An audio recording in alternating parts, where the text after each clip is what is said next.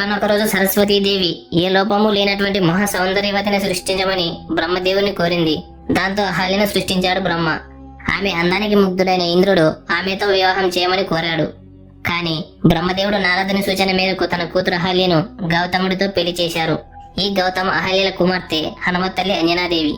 ఆమెకి కేసరితో పెళ్లైన సంతానం లేక భర్త అనుమతితో తపస్సు చేసింది.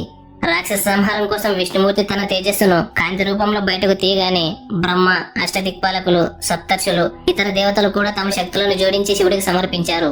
అనంతర కాలంలో మహాశివుడు తనలోని రుద్రాంశను పార్వతీ గర్భంలో ప్రవేశపెట్టాడు.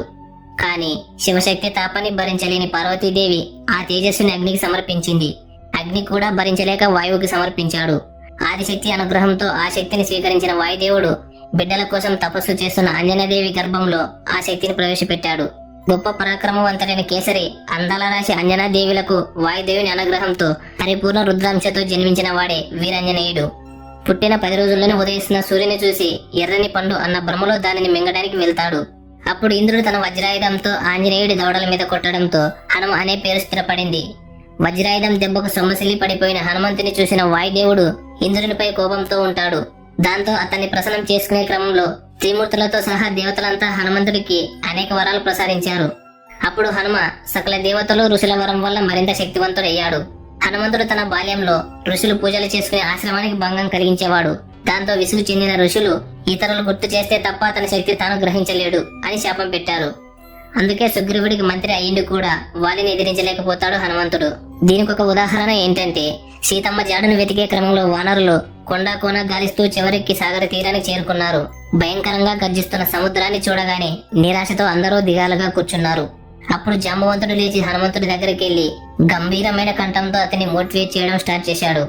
ఓ హనుమ, నీవు సామాన్యుడివి కావు. బలంలోనైనా తేజస్సులోనైనా రామలక్ష్మణులకు సమానం. ఆకాశంలో సునాయాసంగా విహరించే గరుత్మంతుడి రెక్కల్లోని అనంతమైన శక్తి నీ సొంతం. అలాగే విషాద సాగరంలో మునిగిన ఈ వానర సమూహాన్ని ఉద్ధరించగల శక్తిశాలివి నీవు. కాబట్టి ఇప్పటికైనా లేచి విజృంభించు. సముద్రాన్ని దాటి సీతమ్మ దర్శనం సాధించు. రామకార్యాన్ని పూర్తి చేసి ఆ అవతార పురుషుడికి ఆనందాన్ని కలిగించు. ఇప్పుడే లంకకు బయలుదేరి విజయంతో తిరిగిరా అని ప్రబోధించాడు. అప్పుడు జాంబవంతుడు చెప్పిన మాటలతో గుండెల్లో ఉత్తేజం ప్రవహించి హనుమంతుడి దేహం అంతకంతకు పెరిగిపోయింది. ఆ తర్వాత సీతమ్మ జాడ రామయ్యకు, రామయ్య క్షేమ సమాచారం సీతమ్మకు తెలియజేశాడు. సీతారామ లక్ష్మణ, సుగ్రీవ, జాంబవంతుడు లాంటి ఇతరుల విషాదభరిత జీవితాల్లో ఆనందాన్ని నింపిన శక్తివంతుడి హనుమంతుడు.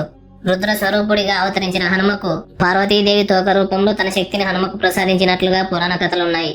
అందుకే హనుమంతుడి తోక పూజకి ఎంతో శక్తి ఉందంటారు. దాస్యభక్తికి అసలు శిశులైన ప్రతినిధి హనుమ. అలాగే తన కోసం ఏమీ చేసుకుని మహావీరుడు హనుమంతుడు. సో ఫ్రెండ్స్, హనుమంతుడి శక్తి గురించి మీరేమనుకుంటున్నారో కామెంట్ సెక్షన్ లో కామెంట్ చేసి చెప్పండి. వీడియో నచ్చితే లైక్ చేసి షేర్ చేయండి. ఇలాంటి మరిన్ని ఇన్ఫర్మేటివ్ వీడియోల కోసం ఈ ఛానల్ సబ్స్క్రైబ్ చేసుకోండి. Thanks for watching.